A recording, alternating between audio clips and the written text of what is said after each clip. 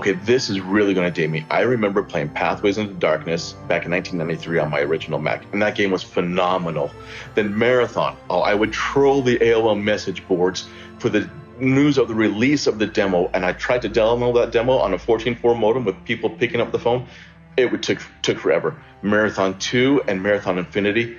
The best title music in Marathon 2 and Marathon Infinity. I would take pictures of my Star Wars figures and put them into the game using Forge and Anvil.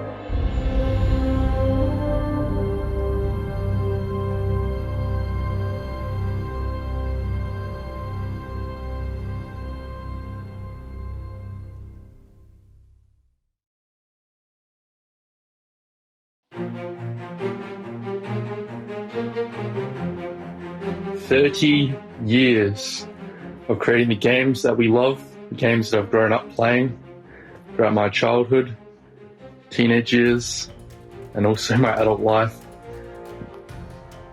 From the OGs, or my OGs, games I started on, the Halo 2s and the Halo 3s, winning championships in these games, from the collectibles and Reach.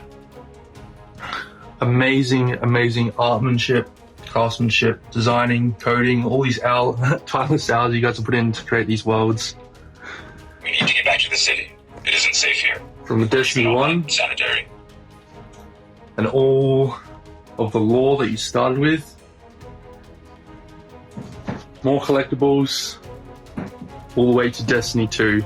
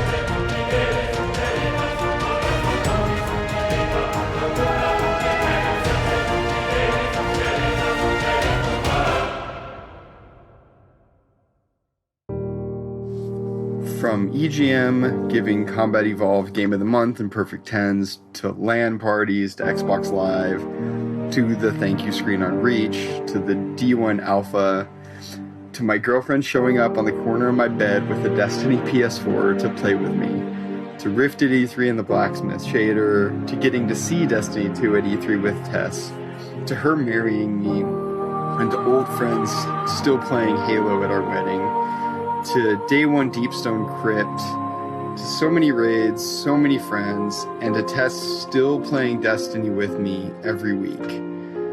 Bungie has personally given me 20 years of fantastic memories, and I am forever grateful. Thank you.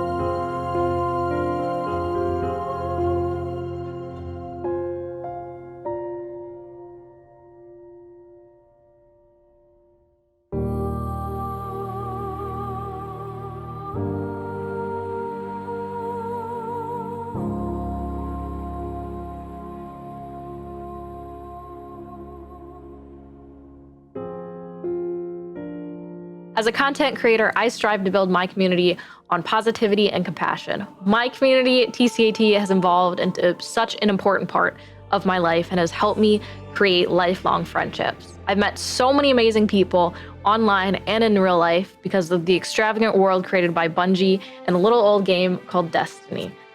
Some of my favorite memories include traveling to Bungie to reveal the Taken King, going to GCX and meeting so many amazing people, and raising money for St. Jude. I will cherish all of these memories, and I cannot wait to make more.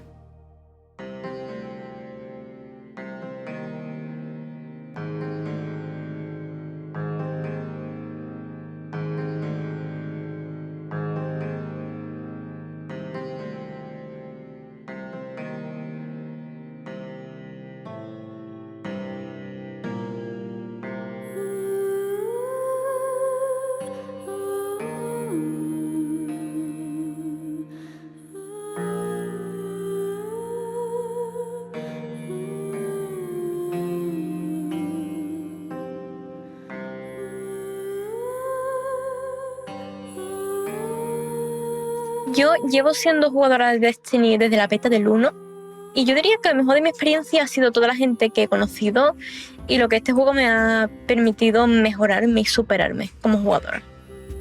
Lo más gratificante para mí han sido las experiencias en raids de día 1, la competitividad que estos generan y los retos en solitario que esta magnífica entrega te permite realizar. Así que vamos a por otros 30 años, Bungie.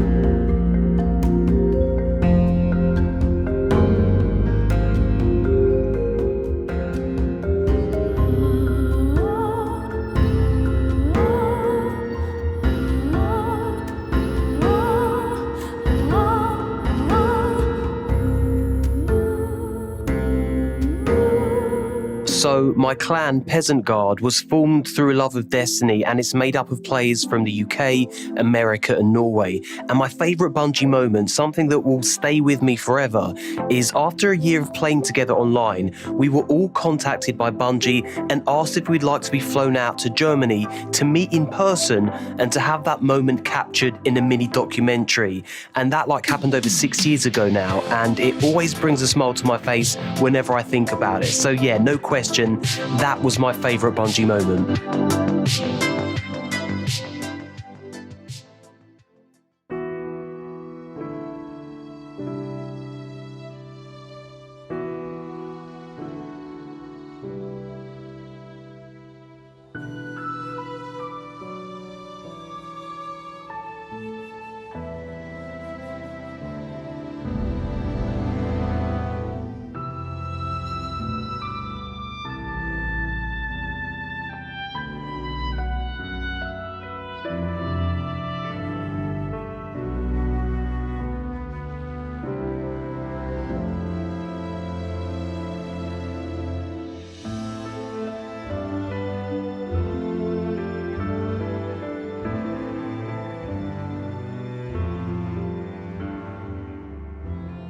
I am a former drug addict, and playing Destiny 1 kicked my drug addiction.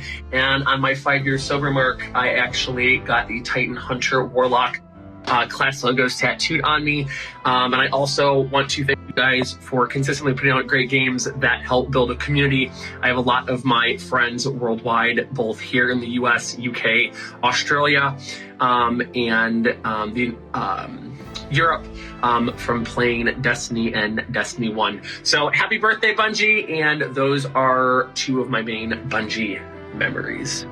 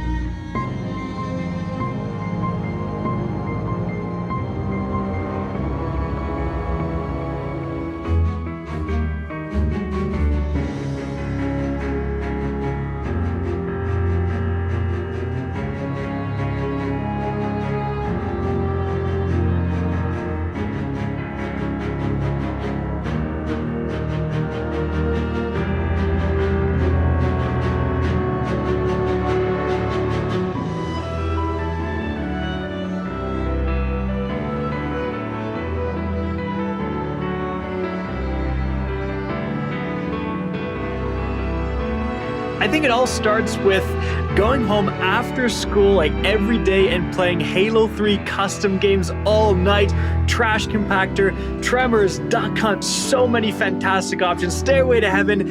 And then I think the moment I really got into Destiny and just fell in love with that game was during the Vault of Glass.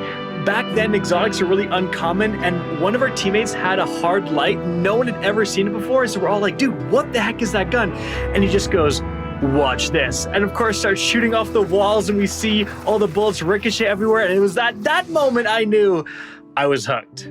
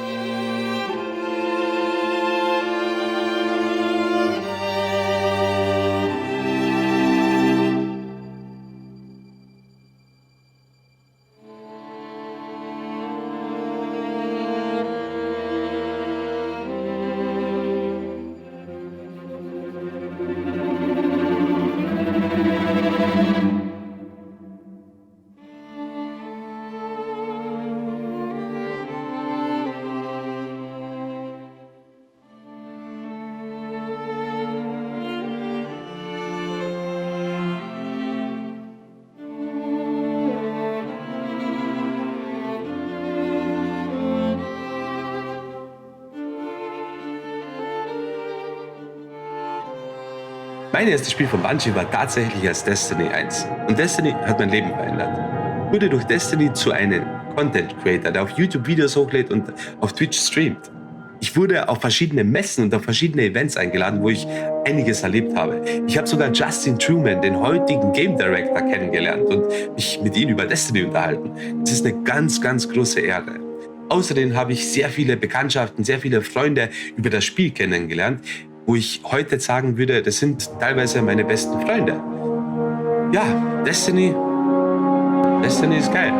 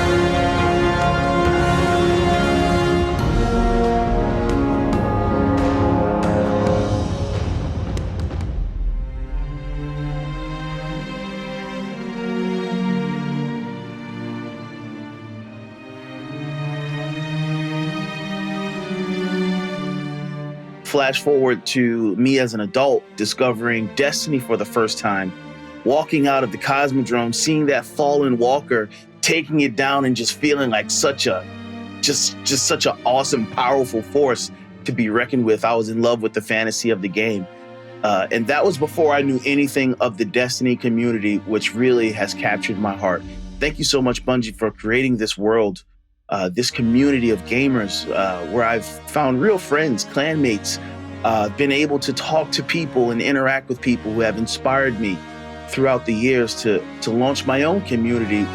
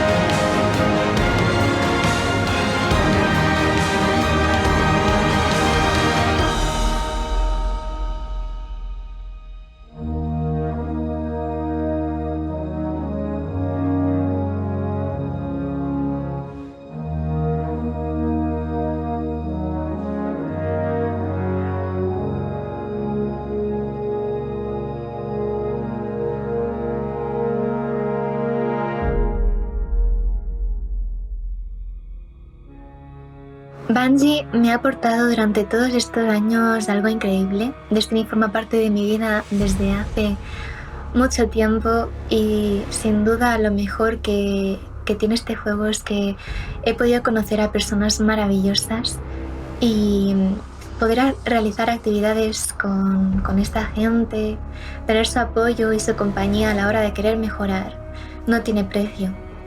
Espero poder seguir durante muchos años más en este mundo y poder esperar con mucha ilusión y mucho hype todo lo que está por venir.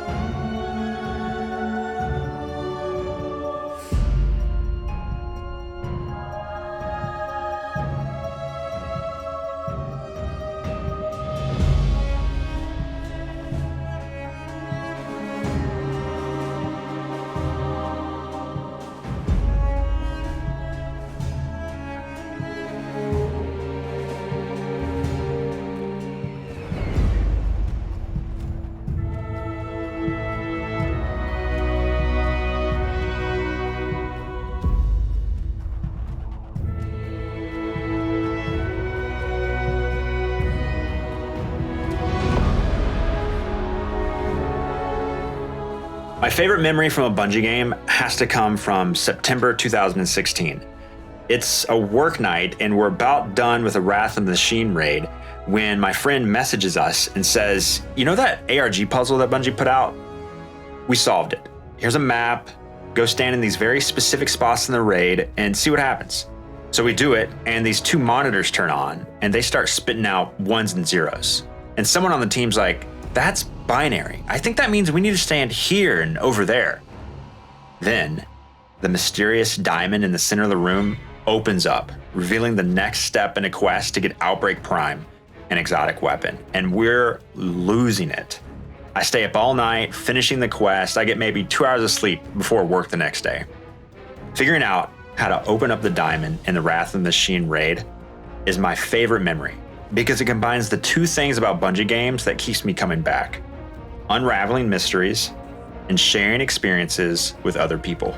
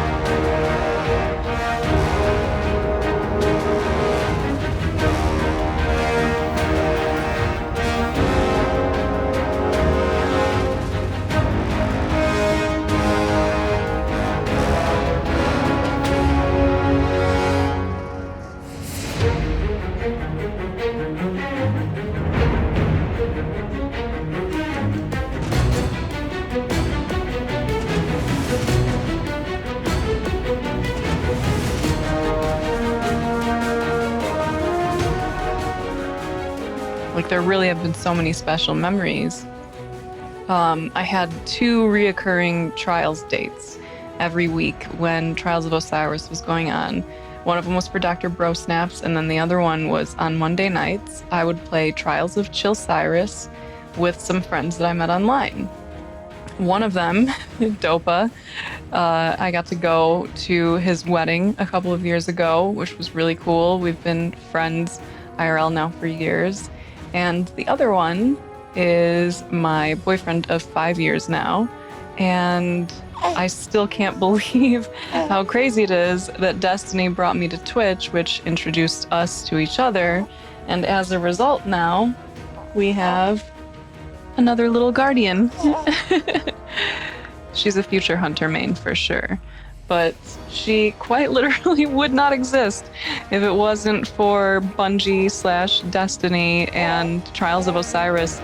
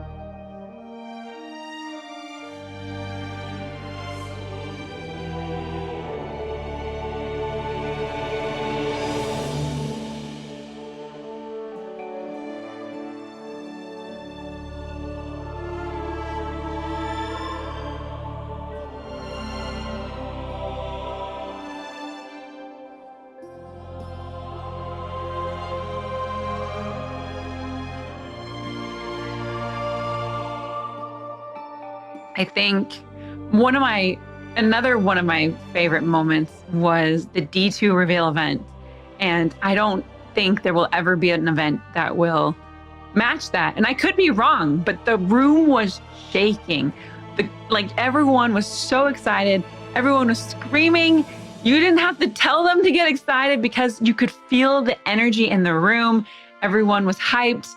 There was like this vibration in the room of how excited everyone was. And it was I remember just holding Watts' hands while the trailer was going on, and Zavala just came down, bubbled up, and I'm pretty sure we cried together. We cried while holding hands, watching the cinematic trailer for the D2 event. So I remember that being such a huge, huge moment. And I just knew that I was a part of something that was way, way, way bigger than I thought.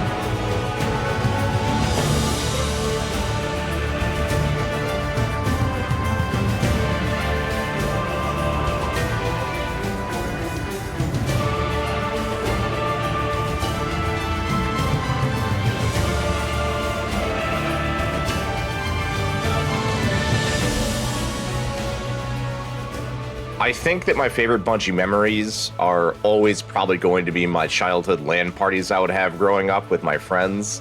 And then even into college with like Halo Reach when it launched, I remember running down to like the college store and getting my copy there. But as an adult, I don't think I could ever replace the memories I have about the day one raiding I've done with my friends. Just being faced with a colossal challenge and defeating it with some of your best friends, there's just nothing quite like it.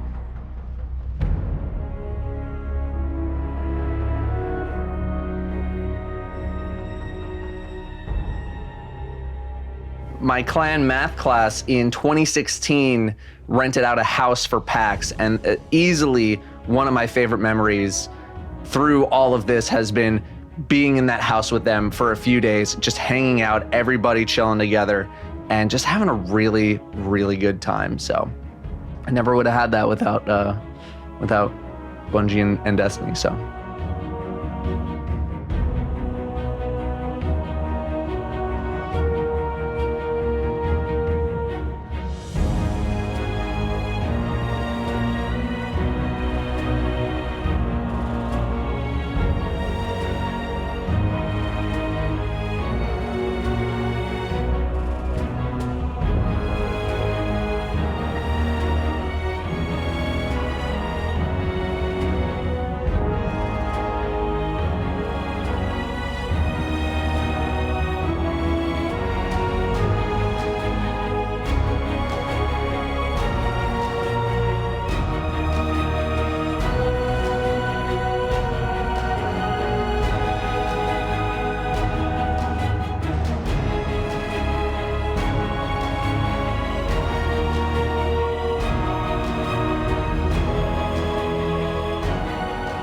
man, some memories, man. The memories that really, truly brought me back was Destiny 1. And we played Baldur's Glass week 2. We didn't play it on the week of release, we played it on week 2.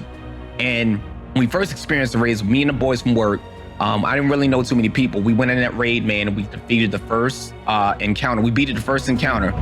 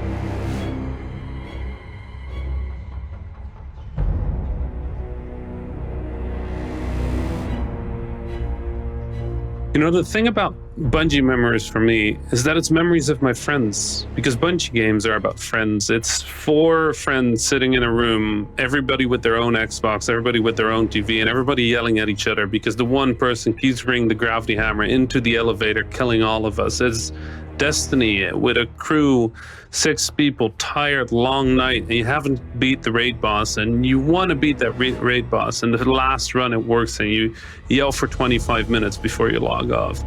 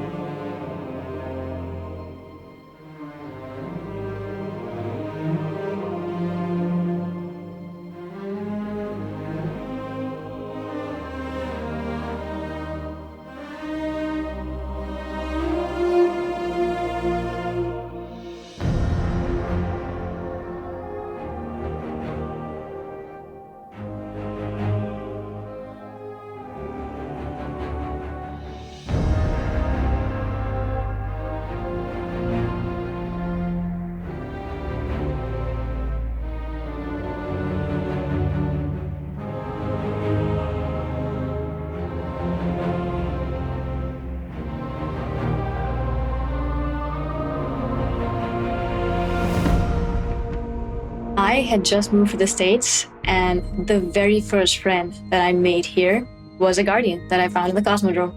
And that Guardian has been my best friend and brother for 5 years now, and that was only the beginning of a very special relationship with Destiny for me.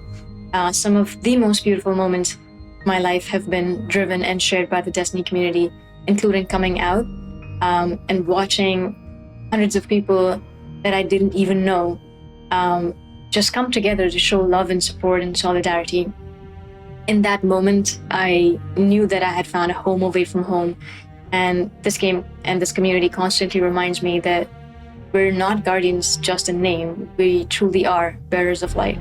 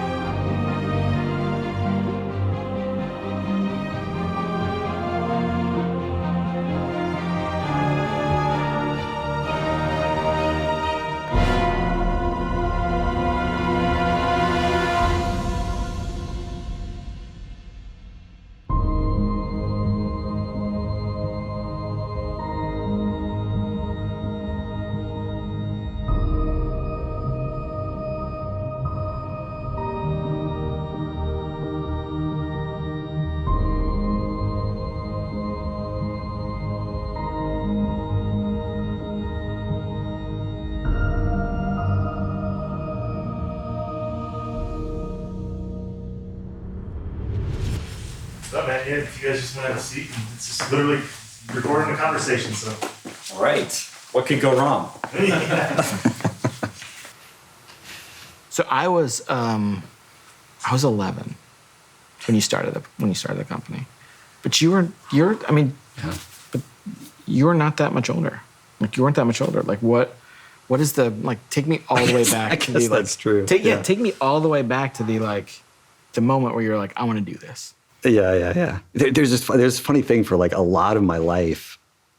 When people would ask me, how did this start? I'd be like, I don't know. It was kind of weird. I just started making games, and it seemed like it was fun, and I kept doing it. And when I really started thinking back to my childhood, I've been obsessed with how rules can change human behavior, and how you can all agree to play a card game by a certain set of rules. And the adults that I was observing, as a kid they could play cards all night and laugh and interact in whatever way that they did. And yet you could take a different set of rules, for example, a set of rules that a 5-year-old made with the best of intentions, and the adults would nod and laugh, but they would only play that game for 3 minutes. And that is always fascinated me. And I realized looking back on it that I've been doing that my whole life, and it irritated my friends, and they didn't want to play. I mean, because we start as a game designer and you suck. You're terrible. Your games are horrible. I mean, they're not even games. They're just, it's almost, you're just a little tyrant trying to get people to do things. And I remember I probably spent weeks building this really complex pen and paper adventure game on index cards, and I'd drawn pictures of monsters and everything like this.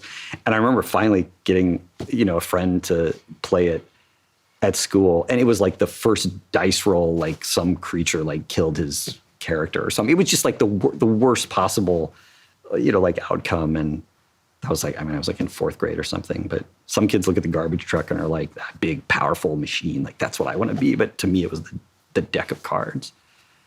Like, I want to know how to control that. Like power to build an experience that when people come into it, they leave with a smile on their face or more connected to the people around them. Yeah, I've been doing that forever. It's kind of crazy. Way before computers. And then of course, right, I saw games on computers and I was like, wow.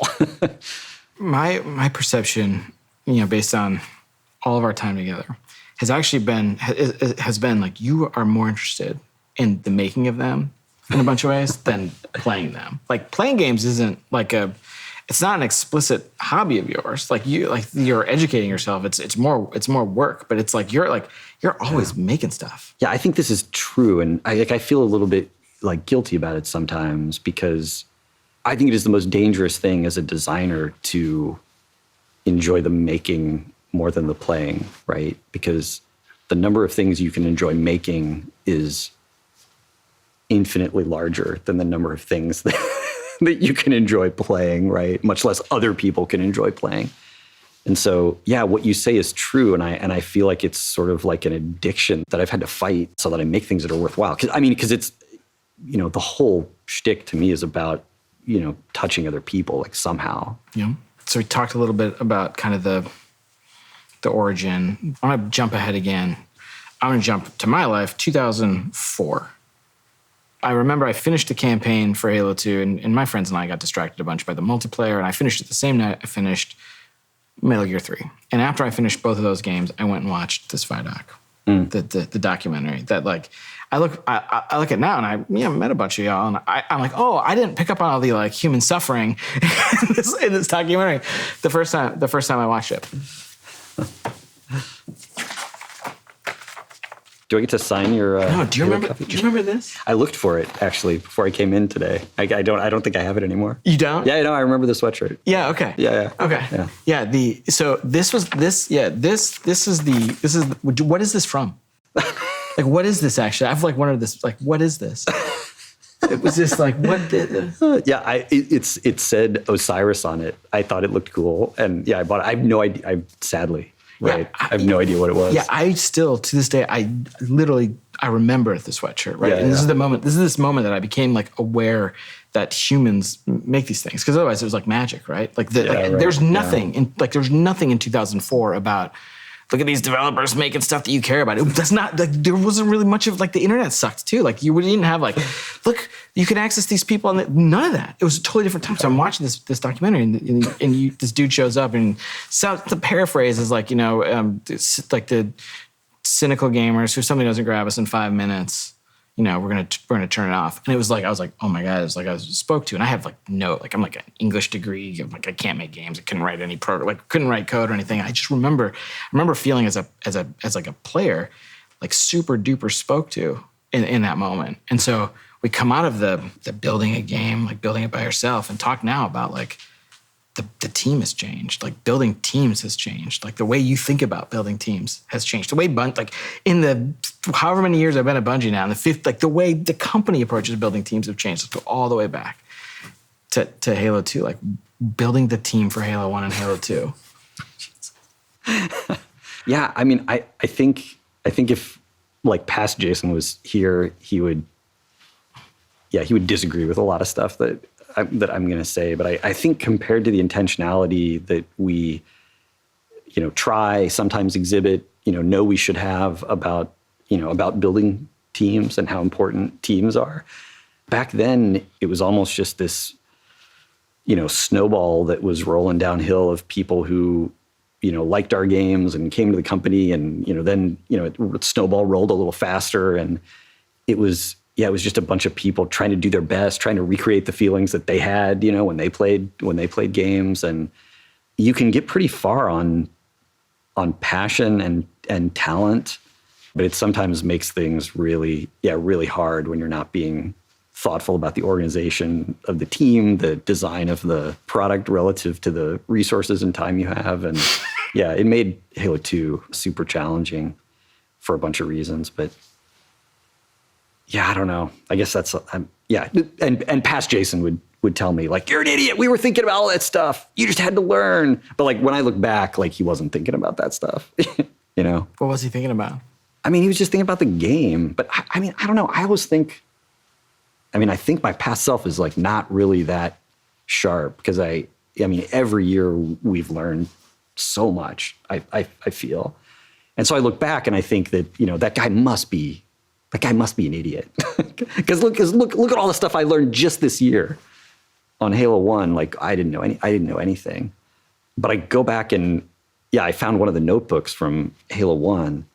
Like that guy wasn't an idiot. Like, I mean, there's stuff that, he didn't know, but there's a lot of like super interesting exploration and thought and like possibilities that, didn't end up at the game in there. And so I don't know. I don't know what to make of that. Because I feel like I've learned so much, but when I go back, I'm sort of like blown away by, what was happening in my mind.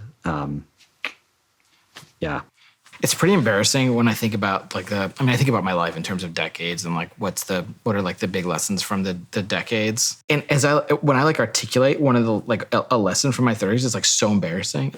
Give me one from yours. Yeah. Oh man. I mean, I started Destiny 1 not understanding the value of having at least somebody on the team who cares more than anybody else about, what the team is missing, what the team isn't admitting, who on the team isn't talking to each other, where on the team are our dreams incompatible with the calendar, or our dreams incompatible with our ability, or our dreams incompatible with the hardware that we need to run on.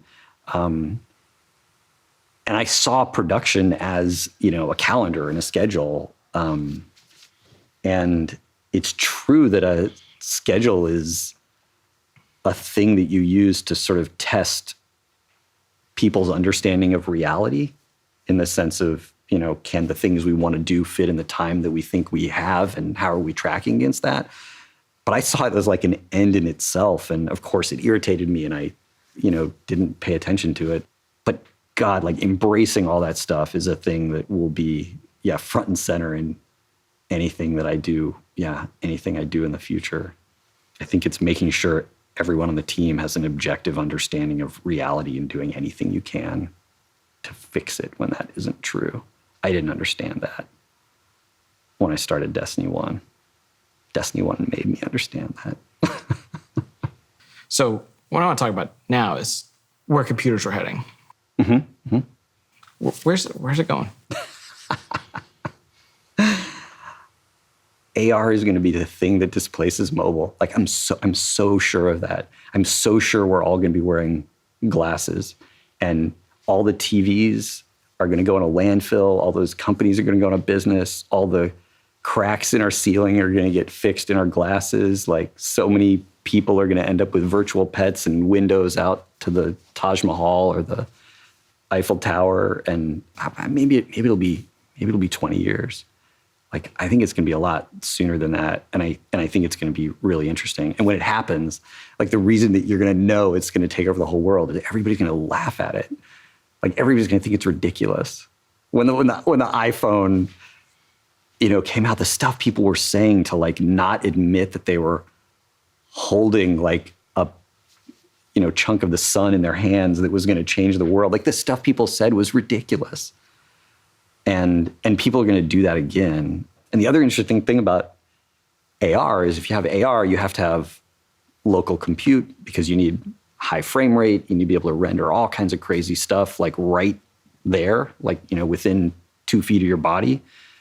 Yeah, which means I think all the cloud computing stuff totally going to happen, absolutely going to be a thing.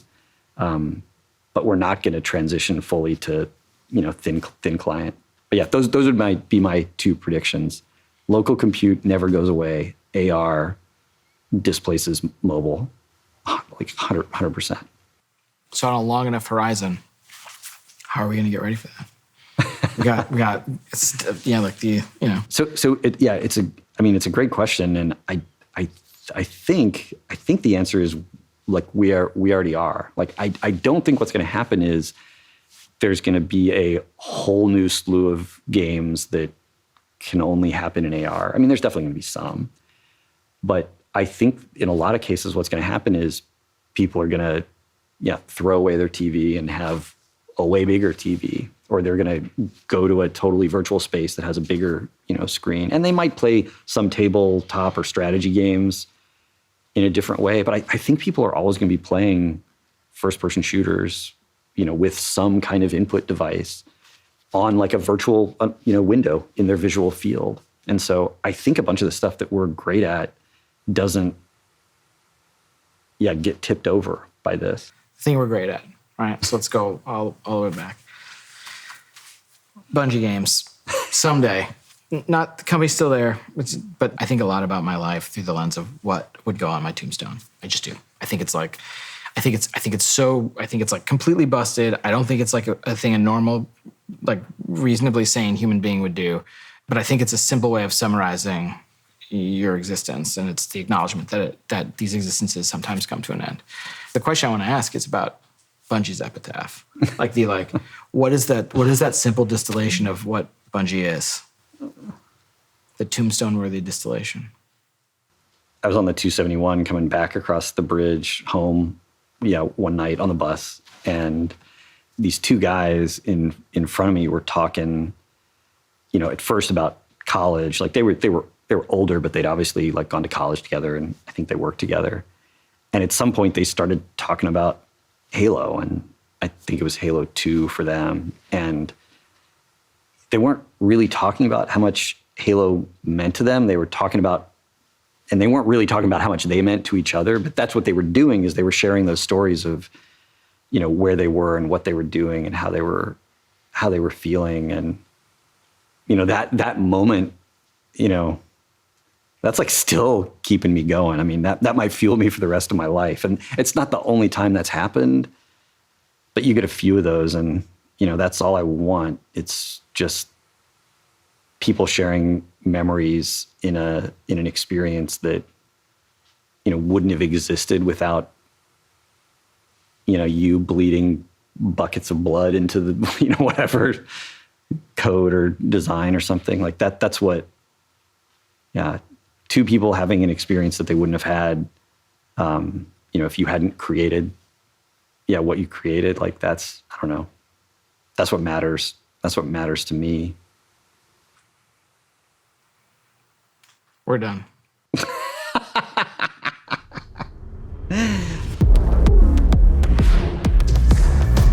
We're just going right into like the trailer, huh? Deswegen habe ich euch hierher gebracht. Beyond light! Das ist nur ein Werkzeug. It's an ice tornado, dude. That was the sickest thing I've ever seen. I'm in space! It's freaking Aldrin! Verneige dich. Nein. What the heck? What's up, baby falling? They're so cute! Go. Quick. Zusammen sind wir genug.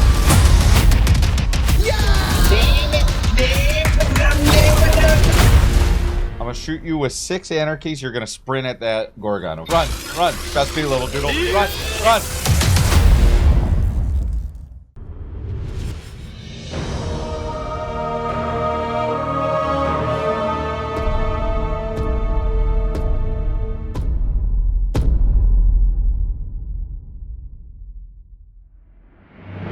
Welcome, Guardians. This year, we're celebrating our journey with you, whether you joined us 30 years ago or if it just started today. This game is in our blood. The Destiny team is full of Destiny fans. Folks who came here because Destiny was their favorite hobby. Folks who log out from work in the evening and log in to play with their clan. The team we have today is committed to relentlessly upgrading this game that we all love. We aren't happy with just another mission. Instead, we want to push the limit of quality you can expect in an action MMO with uniquely Destiny experiences like Expunge and Presage. We are committed to delivering the best mission content that you can play in any game with a friend and having the best feeling action game, period. And this shows through in the passion that we see for Destiny 2. Since we declared independence 2 years ago, the Destiny community has grown by over 20 million new players, and it continues to grow faster than we ever could have predicted. We're grateful to be a part of this amazing growing community that you all have created. You represent Destiny. You help make it better every year, and you are so welcoming and supportive of every new Guardian that sets foot in the tower. And only a handful of us are going to be up here today. Most of them are in their homes, at their desks, working hard to bring the next part of Destiny to life. It's a huge honor representing such an incredible team and introducing the next chapter of Destiny 2. So, without further ado, this is the Witch Queen.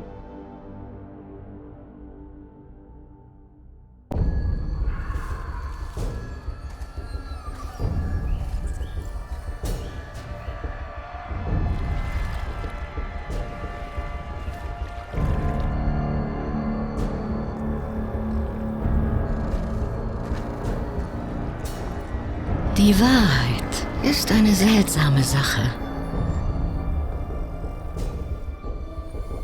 Ist sie greifbar oder nur in Gedanken lebendig?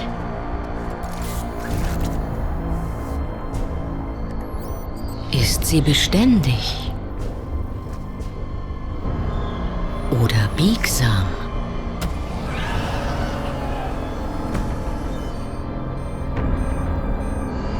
Wer entscheidet, was wahr ist? In diesem Universum aus Licht und Dunkelheit gibt es keine größere Macht. Sagt mir, kleine Lichter, was ist eure Wahrheit jetzt?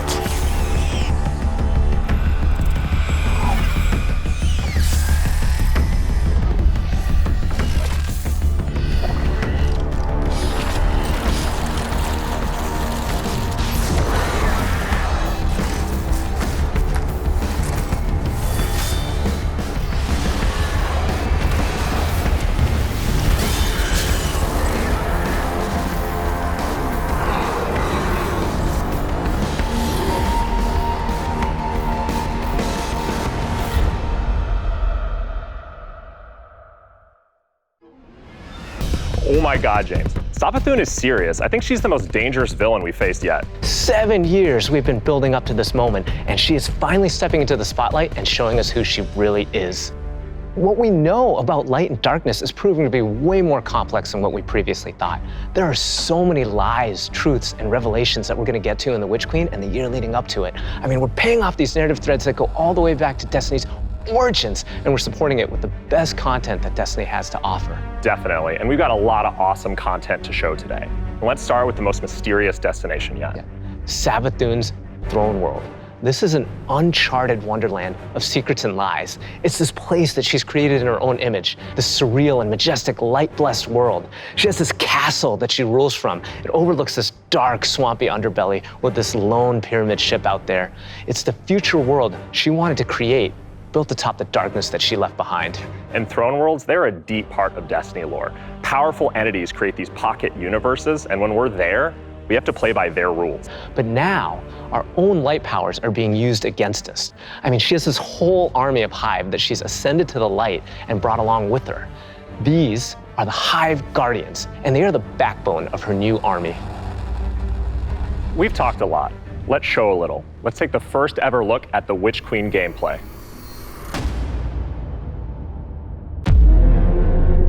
Savathun, die Hexenkönigin, Schargöttin der Lügen und Tricks. Nach dem Tod ihres Bruders Oryx tauchte Savathun unter. Natürlich nicht aus Angst.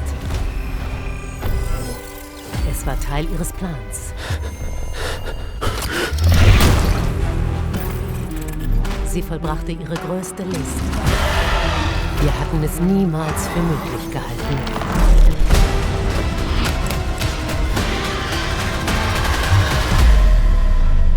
Doch sie stahl unsere wichtigste Ressource, das Licht.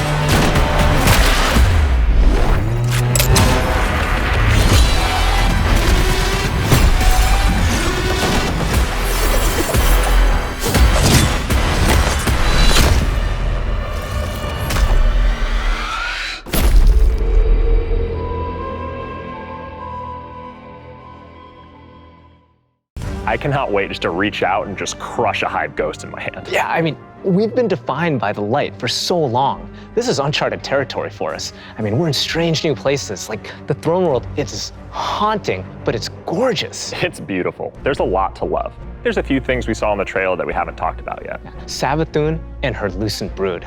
This is the biggest threat Guardians have faced yet, so we need to find new weapons to match their power. The Glaive. I love this thing. It's brutal and elegant. It's this new energy weapon with melee abilities, mid-range projectiles, and defensive capabilities. It's our first ever first-person melee weapon, and it is such an awesome tool for the battlefield. The Glaive feels so good. Just jump in and unleash these brutal melee combos and transition right to an energy blast. It's really powerful and has a lot of utility. So, we've told you about what the Glaive can do. Now let's talk about how you're gonna get your hands on one. These weapons don't come out of chests at the end of missions, and you're not gonna find one roaming around the throne world. Your first Glaive is not going to be found. It's going to be built. Yes, weapon crafting is coming to Destiny 2. Now, chasing weapons has been an integral part of the Destiny Pursuit game since the beginning. And over the years, we've added more deterministic paths to get the rolls that you want on guns. Think things like Umbral engrams and the raid chest. Weapon crafting unlocks the freedom to choose all that and more. It gives us ultimate control over the guns. Now, this is a combat-focused crafting and progression system. That means the more you use these weapons, the more objectives you complete with them, the more you'll level them up, and the more powerful they grow over time. And at launch, here's the awesome thing. You'll be able to craft all Throne World weapons, new raid weapons, and the seasonal weapons. There's just a ton of stuff to do in this system. And the Witch Queen is just the beginning of weapon crafting. We have plans to add more craftable weapons, both legacy and new, throughout the year. We've seen and we've talked about a lot of really cool features, but let's get right into the meat of it. Let's talk about the Witch Queen campaign. I love campaigns. They've always been a cornerstone of the Destiny experience. They're rich, deep stories interwoven with big combat sequences and memorable characters. They take us to remote worlds in our ever-changing universe. And so we're putting extra care into the campaign for the Witch Queen. We want you to feel those goosebumps when you step onto the throne world for the first time and come face to face with Hive Guardians. And every one of the missions has its own unique fantasy. Like, what does it feel like to storm a castle or just go straight into the depths of hell? If you like games with standalone campaigns like Doom, Titanfall 2, God of War, and Halo, then the Witch Queen is for you. So, in addition to our classic normal mode, Legendary is our tougher, aspirational version of the campaign, where the enemies hit harder and respawning is heavily restricted. So every battle is a gut punch, every boss is a worthy adversary. It's gonna hurt. You might tap out, but if you persist and you get to the end, your time will be well rewarded. Whether you want to play solo or with a fire team, the difficulty will scale based on how many people you bring. Before we go, one last trip down memory lane. I remember camping out the Predator for Destiny 1 because I just had to have the Ghost. To me, it was like the symbol of Destiny. And if you care about that stuff like me, you're gonna want to get your hands on the Collector's Edition because you're gonna get a Hive buddy to go up on the shelf with it.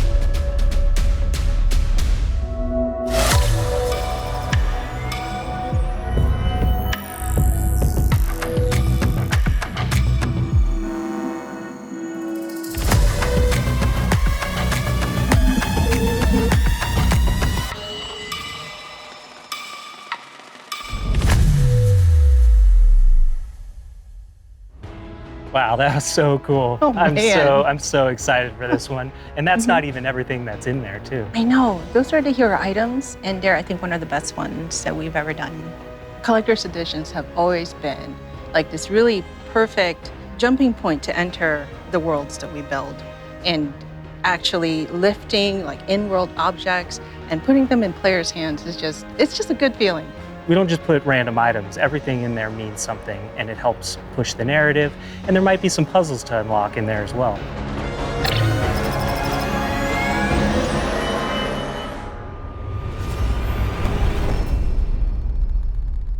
So at this point, you can see Savathun has been one of our greatest threats, operating behind the scenes for years. You may have heard of her brother, the Taken King, but Savathun is the most dangerous being we've ever faced. She's cunning, elusive, she works in the shadows, so in a way, Savathun is new to all of us. Exactly, and now it's time to finally see this legend reveal herself and change the Destiny universe forever.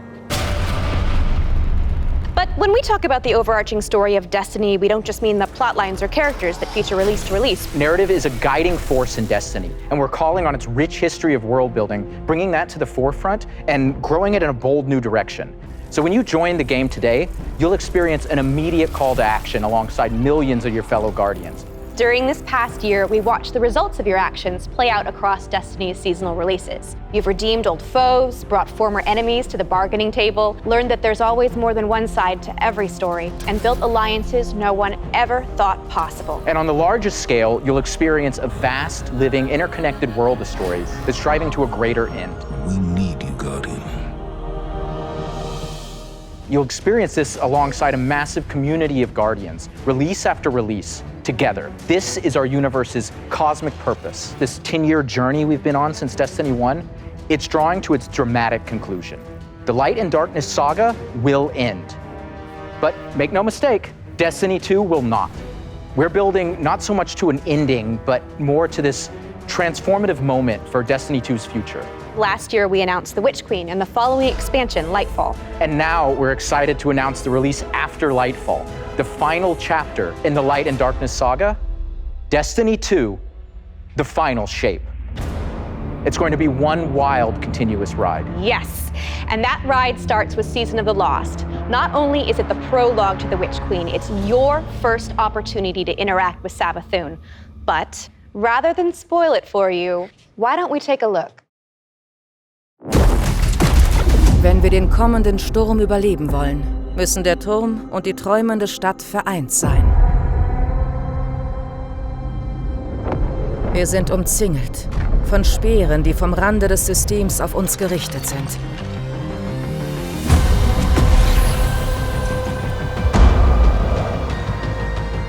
Die Hexenkönigin ist auch jetzt so gefährlich wie eh und je.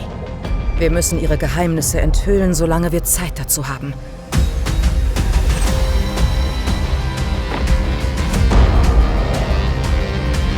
Erleuchte die Pfade der Aszendentenebene erneut. Bring meine Leute zurück zu mir.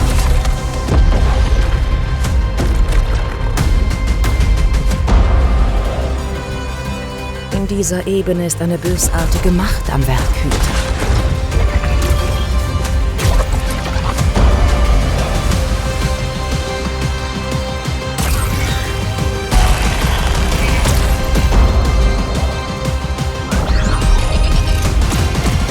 Ich brauche deine gewaltsamen Fähigkeiten.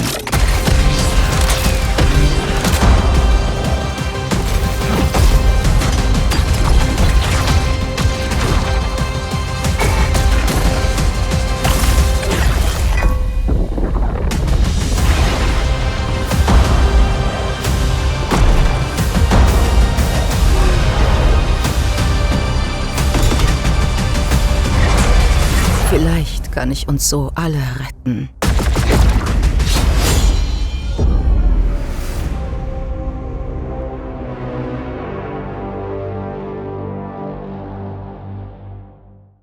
Seasons have gone through massive transformations since Shadowkeep. We're dedicated to creating an evolving, interconnected world that puts your Guardian at the center of the action. We're reaching the end of one journey and the beginning of another. The days of Destiny's biggest story moments happening in lore pages is long gone. I mean, Mara's return has been hinted at forever, and now it's happening in a season. One of the changes I'm most excited about are the updates to the light subclasses every season in Year 5 of Destiny 2. We're adding aspects and fragments similar to Stasis. We'll be starting with the Void subclass update that goes live alongside the Witch Queen. But the Witch Queen is only the beginning of what's to come, and Season of the Lost is the prologue to that story. It starts off with Marasov's return to the Dreaming City, and with her return, all the awoken technology comes alive. But the Hive god of war, Xivu Arath, has reemerged and has Guardians and Mara in her sights. Guardians must forge a path through the Ascendant Plane to save Mara's lost coven of witches before Xivu Arath can reach them. And to aid you in this task, you'll have the Wayfinder's Compass. The time is at hand. The beacons shine bright and the ley lines are set in place. It's an ancient awoken artifact that gives the wielder the power to uncover pathways, secrets, and treasures within the Ascendant Plane. There's a plethora of new weapons coming, including a suite of legendary stasis guns that will stop your enemies cold. The armor makes you feel like you're a member of Queen Mara's court. And no season is complete without new exotics, and Season of Lost features one once intended for Uldren.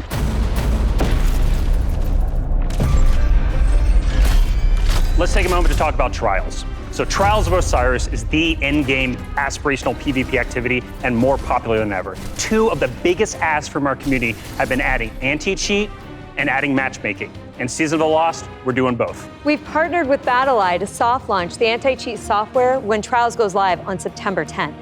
Also, you'll be able to matchmake with groups of players to form fire teams or solo queue by yourself. And we've remixed how rewards are distributed to give all players the opportunity to earn some of the best weapons and coolest armor in the game. That's right. We're shifting away from winning matches as a primary way to earn loot, and instead, winning individual rounds and completing matches will allow you to earn some rewards. But Going Flawless hasn't changed. So if you want to flex those PvP skills, the Flawless Chest will still be the only place to earn Adept Trials weapons and unique cosmetics.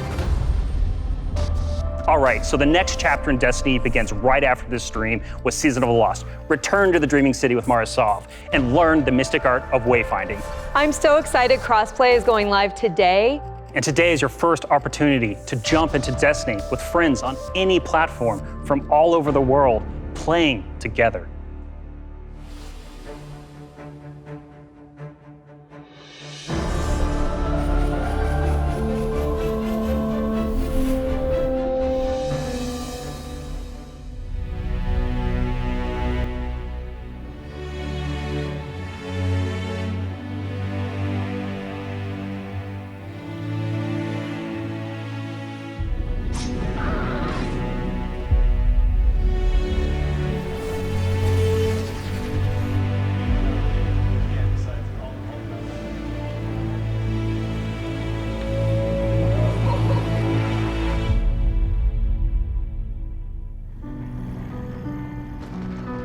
It's my first vlog. That's my first team.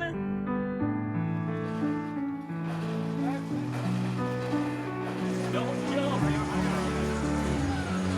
got him out. I got him out.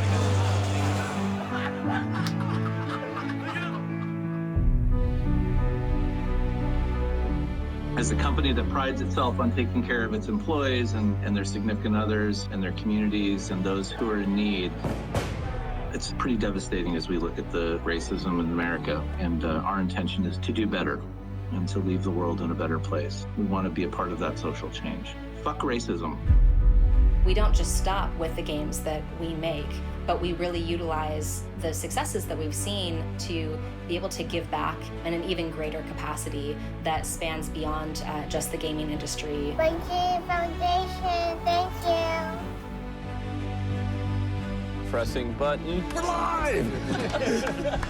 Destiny servers are live. This adventure has begun. It's awesome to have you here.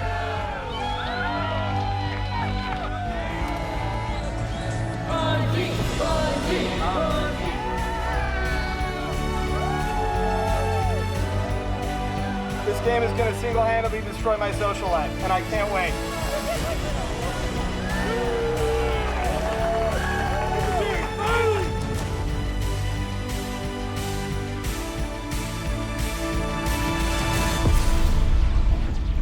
All right, Guardian. Time to kick him where it hurts.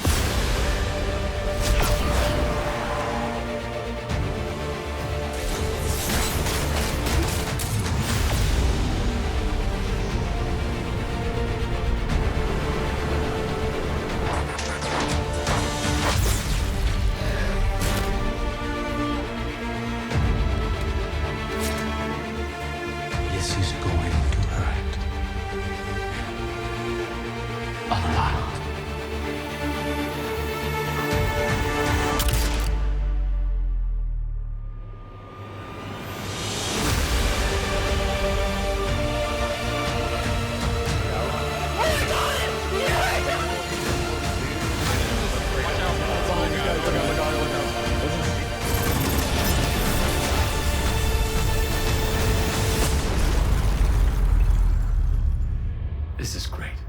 Anyone want a hug? Hugs? No? No hugs.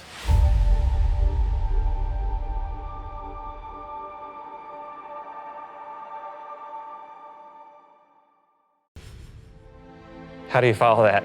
Wow, 30 years. And I remember when Halo first launched, and my friends and I completed the entire campaign in a single epic play session. And as the credits rolled, I knew that Bungie had transformed console gaming forever, and that I would be a lifelong fan.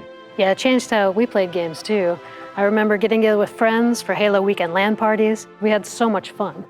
And 30 years of Bungie games is something special. It's something worth celebrating together. So we're gonna have a party in Destiny 2. Starting this December, we are launching the Bungie 30th Anniversary Celebration in Destiny 2.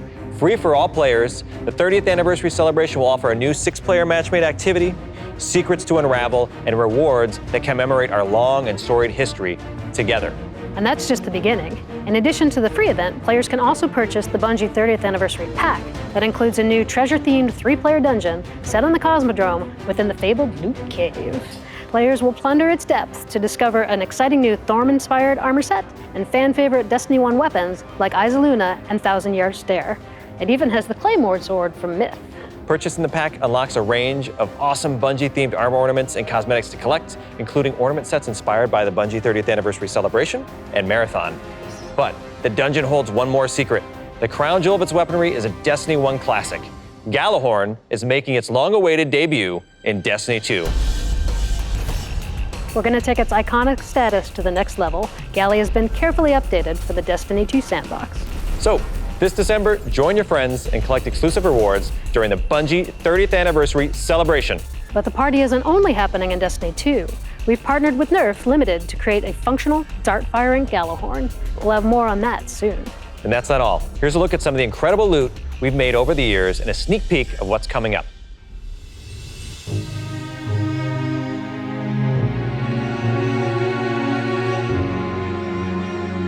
Wow, Lorraine, I can't believe we're celebrating Bungie's 30th anniversary. 30 years. It's incredible. Yeah. I mean, look, think of all the games and products that have come out over these years. Yeah, starting Operation Desert Storm, Pathways into Darkness, Marathon, Myth, Oni, Halo, and Destiny. 7 years of Destiny. It's an amazing journey. So excited. You know, we have a lot of really cool stuff coming up and a lot of other things in the works, of course, as always. But yeah. I mean, what do we have? We have the Fallen Captain statue, which is incredible. And then we have the helmet, the Celestial Nighthawk That thing helmet. is so cool. Yeah. And my favorite, the Arcadia jump ship. Yeah, I get goosebumps just thinking about that. You know, it really gives me that nostalgia from Destiny 1. And so I think it's a great way we're gonna celebrate not only Bungie's 30-year heritage, but the 7-year heritage of Destiny. Yeah. And it definitely gives you the feels.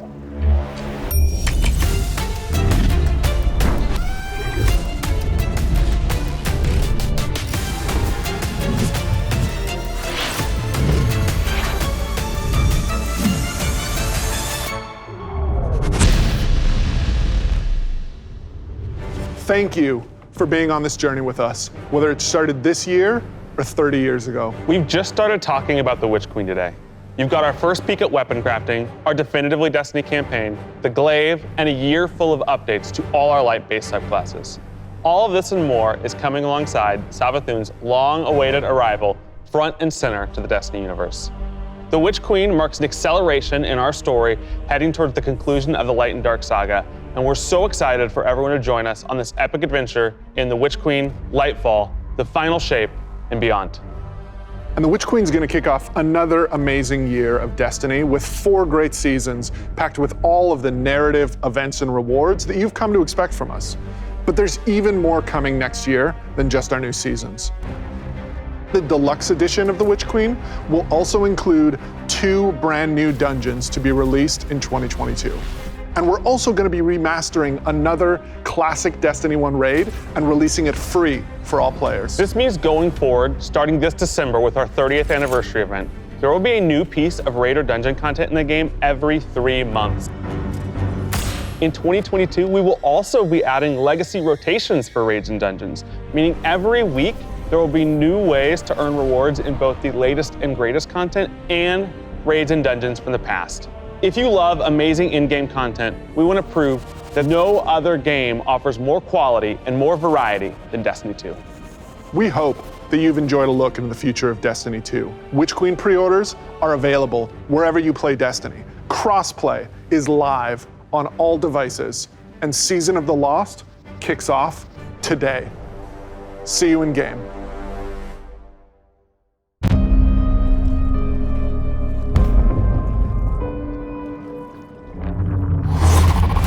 Die Wahrheit ist eine seltsame Sache. Wer entscheidet, was wahr ist? Sagt mir, kleine Lichter. Was ist eure Wahrheit jetzt? Die Hexenkönigin ist auch jetzt so gefährlich wie eh und je.